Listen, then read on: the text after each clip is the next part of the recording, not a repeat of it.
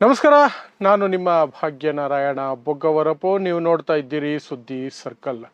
ಫಹೀಮ್ ಖಾನ್ ಅನ್ನುವವರ ಮನೆಯನ್ನ ಕಟ್ಟಿಕೊಡ್ತೀರಾ ಅಥವಾ ಸೂಕ್ತ ಪರಿಹಾರ ಕೊಡ್ತೀರಾ? ಹೀಗಂತ ಬಾಂಬೆ ಹೈಕೋರ್ಟ್ನ ನಾಗ್ಪುರ್ ಬೆಂಚ್ ಮಹಾರಾಷ್ಟ್ರ ಸರ್ಕಾರವನ್ನು ಕೇಳ್ತಾ ಇದೆ. ಸೊ ಯಾರಿದು ಫಹೀಮ್ ಖಾನ್? ಆತನ ಮನೆಯನ್ನ, ಅದು ಆತನ ಹೆಸರಲ್ಲಿಲ್ಲ, ಆತನ ಹೆಂಡತಿಯ ಹೆಸರಲ್ಲಿದ್ದಂತಹ ಮನೆಯನ್ನ ಆತನ ಮೇಲೆ ದೇಶದ್ರೋಹದ ಕೇಸ್ ಹಾಕಿ ಹೇಗೆ ಹೊಡೆದು ಹಾಕಿದ್ರು ವಿತಿನ್ 24 ಅವರ್ಸಲ್ಲಿ. ಏನಿದು ಇಡೀ ಪ್ರಕರಣ ಮತ್ತು ಇದಕ್ಕೂ ಔರಂಗಜೇಬ್ ಸಮಾಧಿಗೂ ಇರುವಂತಹ ಸಂಬಂಧ ಏನು ವಿವರಿಸುವಂತಹ ಪ್ರಯತ್ನವನ್ನು ಮಾಡ್ತೀನಿ. ನಿಮಗೆಲ್ಲ ನೆನಪಿರ್ಬೇಕಾದ್ರೆ ಮಹಾರಾಷ್ಟ್ರದಲ್ಲಿ 2024 ಮಾರ್ಚ್ ತಿಂಗಳಲ್ಲಿ ಅಥವಾ ಜನವರಿ, ಫೆಬ್ರವರಿ, ಮಾರ್ಚ್ 2-3 ತಿಂಗಳು ಒಂದು ದೊಡ್ಡ ಗಲಾಟೆ ನಡೀತಾ ಇತ್ತು. ಏನು? ಮಹಾರಾಷ್ಟ್ರದಲ್ಲಿರುವಂತಹ ಔರಂಗಜೇಬ್ ಸಮಾಧಿಯನ್ನ ಕೆಡವಿ ಬಿಸಾಕಬೇಕು ಅಂತ ಬಜರಂಗ ದಳ ಮತ್ತು ವಿಶ್ವ ಹಿಂದೂ ಪರಿಷತ್ತಿನ ಗೂಂಡಾಗಿರಿ ದೊಡ್ಡ ಮಟ್ಟದಲ್ಲಿ ನಡೀತಾ ಇತ್ತು. ಶತಮಾನಗಳಿಂದ ಇರುವಂತಹ ಆ ಒಂದು ಸಮಾಧಿಯನ್ನ ಈಗ ಕೆಡವಬೇಕು ಅಂತ ಪಟ್ಟು ಹಿಡಿದಿದ್ದಕ್ಕೆ ಕಾರಣ ಏನು ಅಂದ್ರೆ ಕೇವಲ ಅದೊಬ್ಬ ಮುಸ್ಲಿಂ ದೊರೆಯ ಸಮಾಧಿ. ಮಹಾರಾಷ್ಟ್ರ ಸರ್ಕಾರ ಮೇಲ್ನೋಟಕ್ಕೆ ಹೇಳ್ತು ನಾವು ಅದಕ್ಕೆ ರಕ್ಷಣೆ ಕೊಡ್ತೀವಿ, ಅದನ್ನು ಕೆಡುವುದಕ್ಕೆ ಬಿಡೋದಿಲ್ಲ ಅಂತ. ಯಾಕೆಂದ್ರೆ ಅಂತಾರಾಷ್ಟ್ರೀಯ ಮಟ್ಟದಲ್ಲಿ ದೊಡ್ಡ ಗಲಾಟೆಗಳಾಗ್ತವೆ. ಅರಬ್ ರಾಷ್ಟ್ರಗಳಲ್ಲಿ ಮೋದಿ ಹೋಗಿ ಅರಬ್ ದೊರೆಗಳನ್ನ ತಬ್ಬಿ ಬರ್ತಾರಲ್ಲ, ಅಲ್ಲಿ ಪ್ರಶ್ನೆಗಳನ್ನ ಎದುರಿಸಬೇಕಾಗತ್ತೆ. ವಿಶ್ವದಾದ್ಯಂತ ಅದಕ್ಕೆ ಟೀಕೆಗಳು ಬರ್ತವೆ ಅನ್ನುವ ಭಯಕ್ಕೆ, ಕೇವಲ ಆ ಭಯಕ್ಕೆ ಮಾತ್ರ ಮೋದಿಗೆ ಮುಖಭಂಗ ಆಗುತ್ತೆ ಅನ್ನುವಂತಹ ಒಂದೇ ಒಂದು ಭಯಕ್ಕೆ ಫಡ್ನವೀಸ್ ಸರ್ಕಾರ ಆ ಸಮಾಧಿಗೆ ನಾವು ರಕ್ಷಣೆ ಕೊಡ್ತೀವಿ ಅಂತ ಹೇಗೋ ತಪ್ಪಿಸ್ಕೊಳ್ತು ಆಗ.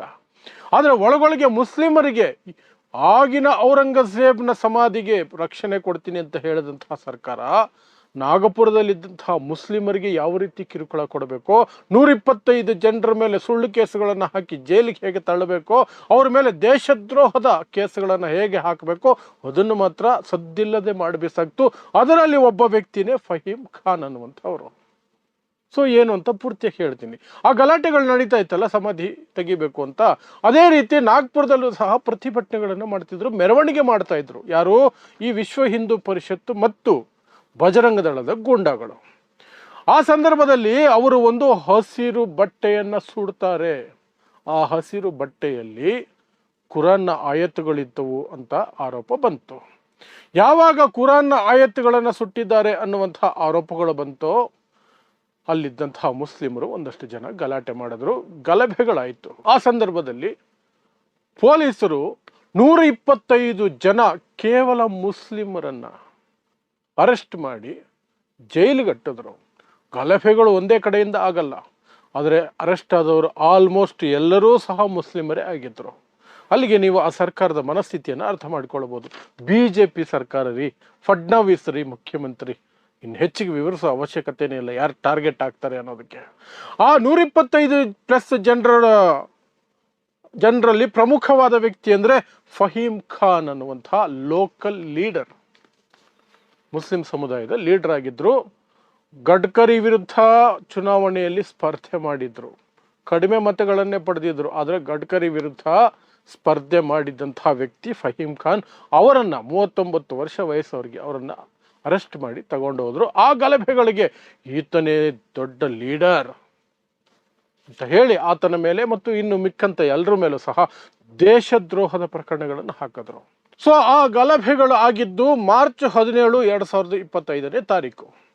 ಅದಾದ 3-4 ದಿನಗಳ ಅಂತರದಲ್ಲಿ 23ನೇ ತಾರೀಕು ಮಾರ್ಚು ಅವರ ಮನೆಗೆ, ಅವರು ವಾಸ ಇದ್ದ ಮನೆಗೆ ನೋಟಿಸ್ ಕೊಡ್ತಾರೆ. ಅದು ಅವರ ಹೆಸರಲ್ಲೂ ಇಲ್ಲ, ಇದ್ದಿದ್ದು ಅವರ ಹೆಂಡತಿಯ ಹೆಸರಿನಲ್ಲಿ, ಫಹೀಮ್ ಖಾನ್ ಹೆಂಡತಿಯ ಹೆಸರಿನಲ್ಲಿ.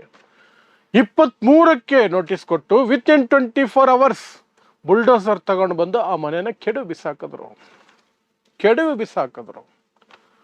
ಆ ನಂತರ ಕೇವಲ 3 ತಿಂಗಳಲ್ಲಿ ದೇಶದ್ರೋಹದ ಪ್ರಕರಣದಲ್ಲಿ 3 ತಿಂಗಳಲ್ಲಿ ಬೇಲ್ ಸಿಗುತ್ತೆ ಅಂದರೆ ನೀವು ಯೋಚನೆ ಮಾಡಿ.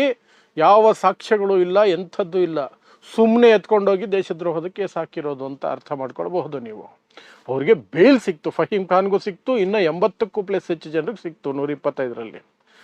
ಸುಮ್ಮನೆ ಹೋಗೋರು ಬರೋರ್ನೆಲ್ಲ ಎತ್ಕೊಂಡು ಹೋಗಿದ್ದಾರೆ ಅಂತ ಅಲ್ಲೇ ಪ್ರೂವ್ ಆಗುತ್ತೆ. ಆಲ್ಮೋಸ್ಟ್ ಕೋರ್ಟಲ್ಲಿ ಅಂತಿಮವಾಗಿ ಪ್ರೂವ್ ಆಗಬೇಕು, ಸರಿ. ಆದರೆ ದೇಶದ್ರೋಹದ ಪ್ರಕರಣದಲ್ಲಿ ಕೇವಲ 3-3.5 ತಿಂಗಳಲ್ಲಿ ಮಾರ್ಚಲ್ಲಿ ಅರೆಸ್ಟ್ ಆಗಿರುವಂಥವ್ರು ಜುಲೈಗೆಲ್ಲ ವಾಪಸ್ ಬರ್ತಾರೆ ಅನ್ನೋದಾದರೆ ಆ ಕೇಸ್ ಎಷ್ಟು ವೀಕ್ ಇರುತ್ತೆ ಅಂತ ನೀವು ಯೋಚನೆ ಮಾಡಿ.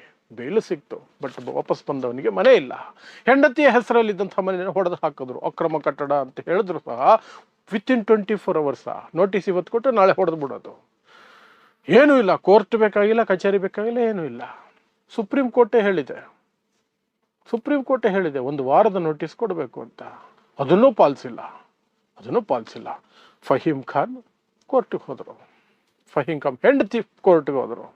ನನ್ನ ಹೆಸರಲ್ಲಿ ಇದ್ದಿದ್ದ ಮನೆ, ನನ್ನ ಗಂಡನ ಮೇಲೆ ಸಿಟ್ಟಿಗೆ ನಾನಿದ್ದ ಮನೆ, ನನ್ನ ಸಂಸಾರ ಇದ್ದ ಮನೆ ಇವತ್ತು ಬೀದಿ ಪಾಲಾಗಿದ್ದೀನಿ, ಮನೆ ಹೊಡೆದು ಹಾಕಿದ್ದಾರೆ ಅಂತ ಹೈಕೋರ್ಟ್ಗೆ ಹೋದರು.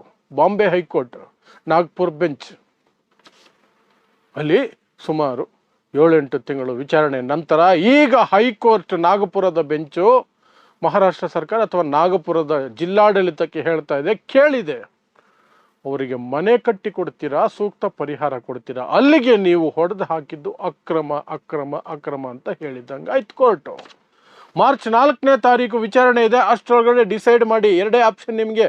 ಒಂದು, ಮನೆ ನೀವೇ ಕಟ್ಕೊಡ್ತೀರಾ ಅಥವಾ ಪರಿಹಾರ ಕೊಡ್ತೀರಾ, ಯೋಚನೆ ಮಾಡಿ ನಮಗೆ ಮಾರ್ಚ್ 4ನೇ ತಾರೀಕು ಹೇಳಿ ಅಂತ ಹೇಳಿದೆ. ಸೊ ಅಲ್ಲಿಗೇನಾಯ್ತು, ನಿಮಗೆ ಸ್ಪಷ್ಟವಾಗಿ ಇದೊಂದು ಟಾರ್ಗೆಟ್ ಮಾಡಿ ಒಂದು ಆ ವ್ಯಕ್ತಿಯನ್ನ ಟಾರ್ಗೆಟ್ ಮಾಡೋದಕ್ಕೆ ಕಾರಣ ಏನು, ಆತನ ಧರ್ಮ, ಆತ ಮುಸ್ಲಿಂ ಅನ್ನೋದು ಒಂದೇ ಕಾರಣಕ್ಕೇನೆ ಆತನನ್ನು ಟಾರ್ಗೆಟ್ ಮಾಡಿ ಒಂದು ಕಡೆ ದೇಶದ್ರೋಹದ ಕೇಸು, ಅದು ಕೋರ್ಟಲ್ಲಿ ಹೆಚ್ಚಿಗೆ ನಿಲ್ಲೋದಿಲ್ಲ, ವಿತಿನ್ 3.5 months ಅವ್ರಿಗೆ ಬೇಲ್ ಸಿಗುತ್ತೆ.